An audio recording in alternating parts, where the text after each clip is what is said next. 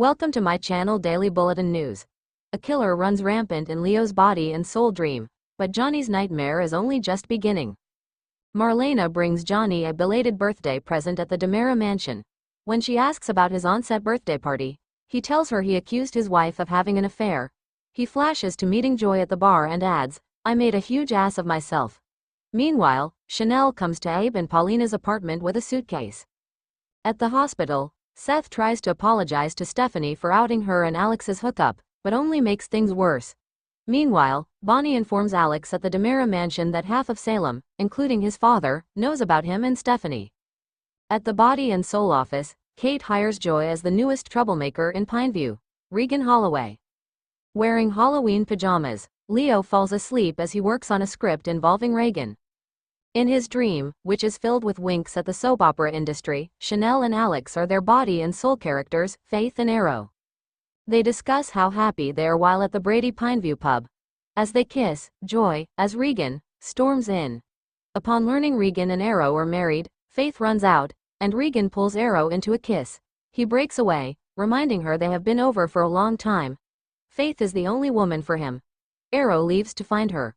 Pouting, Regan picks up a steak knife from the table. "Faith, huh?" she muses. "We'll see about that." In tears, Faith rushes into her father Detective Marshall's, Abe, apartment. Marshall assures her everything will be all right and leaves for the station. A masked figure comes to the door with a steak knife. Later, Arrow finds Faith stabbed to death on the floor. A devastated Arrow picks up the knife, wondering who could have done this to her. Marshall returns and growls, "You did." Arrow desperately suggests Regan is framing him for rejecting her. Johnny arrives on the scene as Detective John Hodson. Wearing a deeply open-collared shirt and gold chain, he notes Arrow looks like the necktie killer. "That's not even the right storyline," Arrow exclaims and explains he saw someone wearing a white Halloween mask. Hodson finds the killer's mask in Arrow's gym bag and arrests him. As Hodson brings Arrow to a jail cell, Arrow gets the jump on the detective and flees. Still handcuffed, Arrow races to the mansion where Bonnie, as Arrow's mom Cassandra, reads about him killing Faith. Cassandra tells him they're calling him the Pineview Plunger. "The Plunger?" he scoffs. "Seriously?" Cassandra agrees it needs a rewrite but also believes he's innocent.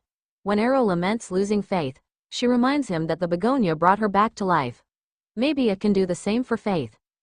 At the hospital, Arrow meets Cassandra, who convinces Seth's Dr. Lamore to bring her a dose of the begonia juice. Mother and son plan to meet in a hospital room when she gets the juice. However, the Pineview Plunger gets to Cassandra before Arrow arrives. He finds her dead on a hospital bed.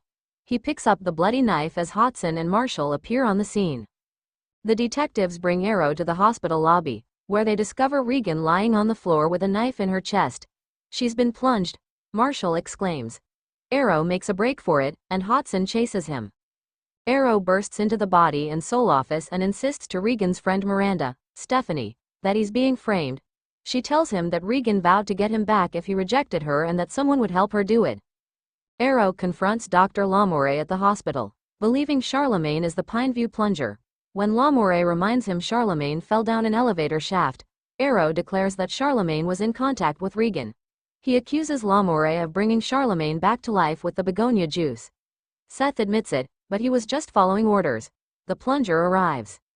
Later, Arrow calls 911 as Lamore lies dead in a hospital bed.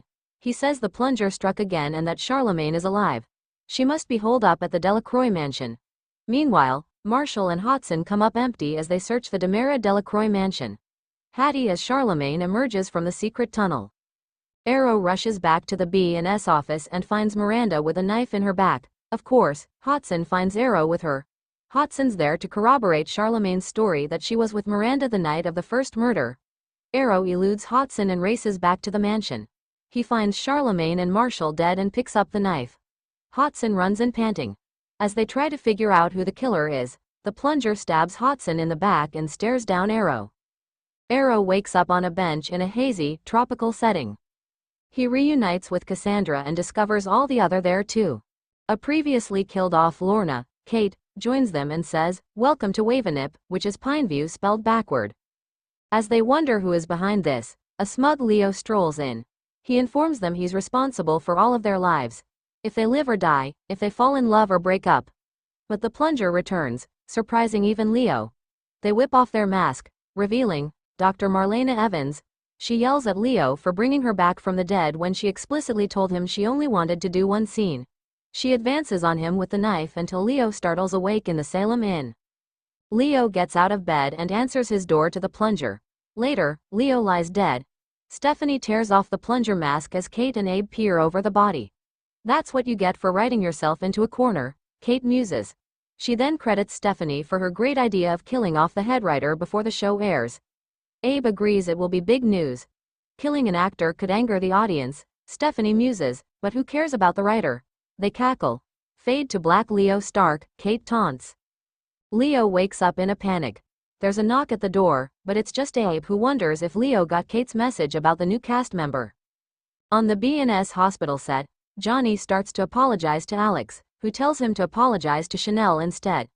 Chanel joins them. Alex leaves Johnny to grovel. He asks Chanel if they can move past what happened. Kate interrupts them to introduce the latest cast member, Joy Wesley. Joy's face falls upon seeing Johnny, who forces a smile. Stay tuned and subscribe the channel.